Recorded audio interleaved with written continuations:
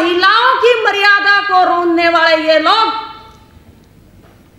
इनके जो आरएसएस के इनके शिक्षक हैं KMS गोलवलकर, उन्होंने अपनी किताब में लिखा है कि भूल से भी अगर सत्ता हाथ में आ जाए तो अपने 2-3 धनाढ्य विश्वसनीय जो उद्योगपति हैं या इस देश की संपदा के मालिक हैं, पूरे देश की संपदा को उनके हाथों में सौंप दीजिए, आपकी सत्ता 7 जन्म भी नहीं जाएगी, आप सत्ता पर काबिज रहेंगे। तो साथियों, मोदी सरकार उसी नक्शे कदम पर चल रही है। इस देश के सारे जितने संस्थान हैं, सरकारी हैं या गैर सरकारी हैं, सभी को प्राइवेट हाथों में सौंप दिया गया है। बचा ही क्या है हमारे पास? सोचने की बात है ये।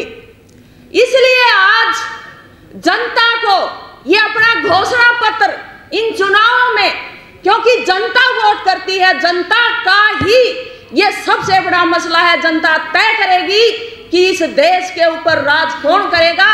वो जनता के हितों की बात उठाएगा या कॉरपोरेट के हितों की बात उठाएगा या सिर्फ इस देश के पूंजीपतियों के हितों की बात उठाएगा। मसला ये तय करने का वक्त है।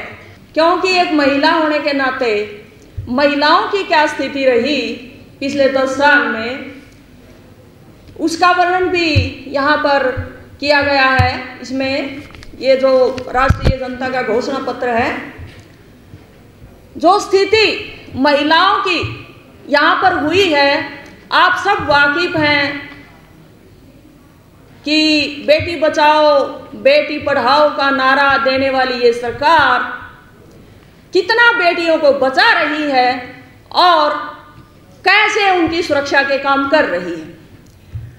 आपके सामने ही था, यूपी के उदाहरण हैं बहुत सारे। वहां पर बीजेपी सरकार के मंत्री हमारी महिलाओं की जो मर्यादा है उनको रोंदने में शामिल रहे हैं और हमारे प्रधानमंत्री जी कुछ नहीं बोले, एक शब्द तक नहीं बोले। महिलाओं की मर्यादा को रोंदने के लिए आपके सामने हमारी इस देश की आन बान और शान, जो पूरी दुनिया में नाम रोशन किया भारत का, वो हमारी भारतीय खिलाड़ी, सोने के तगमे लेने वाली वो हमारी खिलाड़ी। और आपको मालूम है कि इस बीजेपी सरकार के मंत्री पर आरोप लगाया और उनको सजा दिलवाने के लिए, न्याय के लिए वो दिल्ली के जंतर मंतर पर धरनों में बैठी।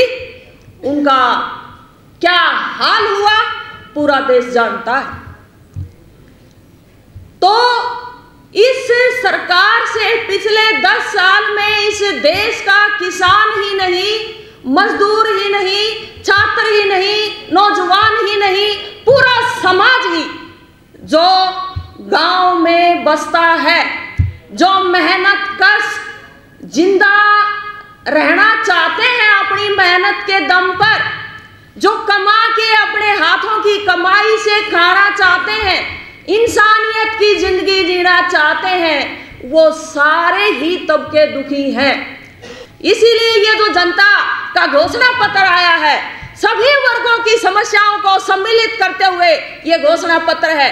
महिलाओं की मर्यादा को रोंदने का जो काम इस सरकार ने किया है, हमारे हरियाणा की खापों ने जबरदस्त आवाज उठाई, लेकिन ये सरकार है कि किसी न किसी तरीके से रास्ते निकाल लेती है।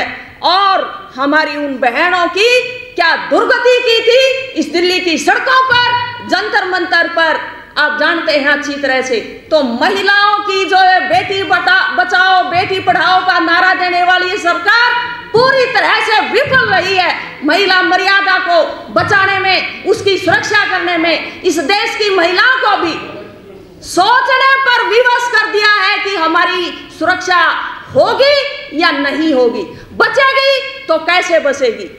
हर सम्मान से जीने वाली औरत का आज ये फर्ज बनता है कि इस देश के अंदर जो चुनाव हो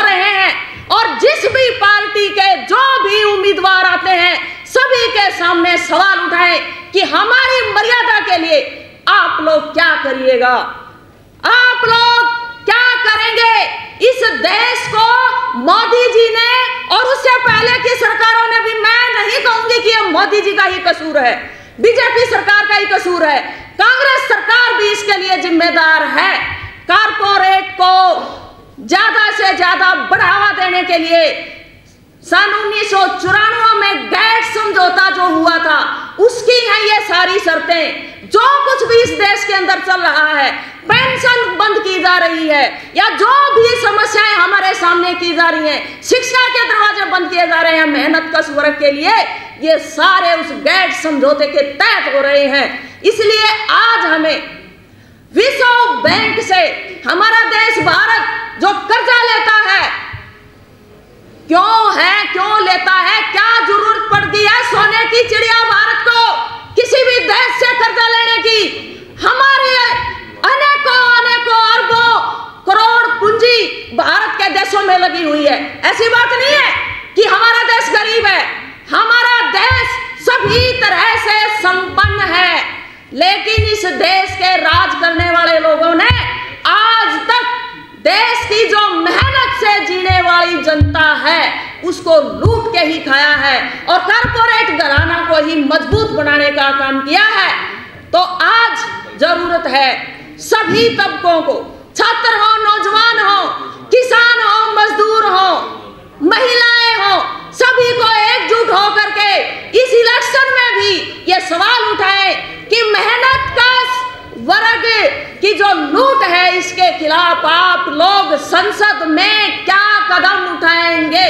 क्या आप देश को, भारत जो वर्ल्ड बैंक का गुलाम है, उस जब तक वर्ल्ड बैंक का गुलाम रहेगा, कर्जा लेता रहेगा, सारी समस्याएं ऐसे ही रहेंगी, ये देश ऐसे ही चलेगा।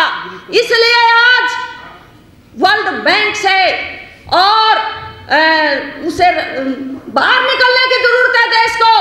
तो आप सवाल उठाइए, क्या आप लोग आप लोग क्या काम करेंगे इस देश को, दुनिया के जो लुटेरे लोग हैं, हमारा देश भी उन्हीं में शामिल हो गया है, इसको वहां से बाहर निकालने के लिए संसद में कोई ऐसा कानून बनाएंगे या जनता आवाज उठाएगी तो आप जनता के हित में बोलेंगे या कारपोरेट घरानों के हित में रहेंगे। ये सवाल उठाने की आज बेहद सख्त जरूरत है, क्योंकि देश 76 साल भुगत चुका है आजादी के, आगे टाइम की पाबंदी है।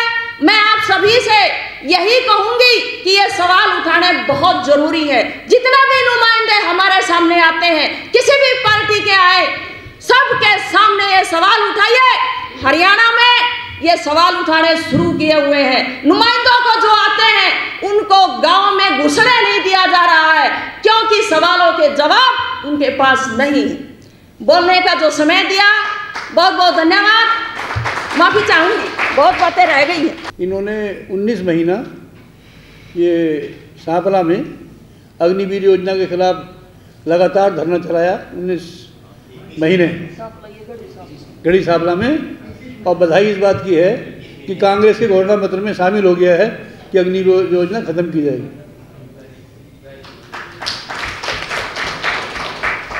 और एक चिट्ठी हमने आज लिख दी है राहुल गांधी जी को, प्रियंका जी को और इनको सबको कि पेंशन को उन्होंने शामिल नहीं किया है तो उसे शामिल करें।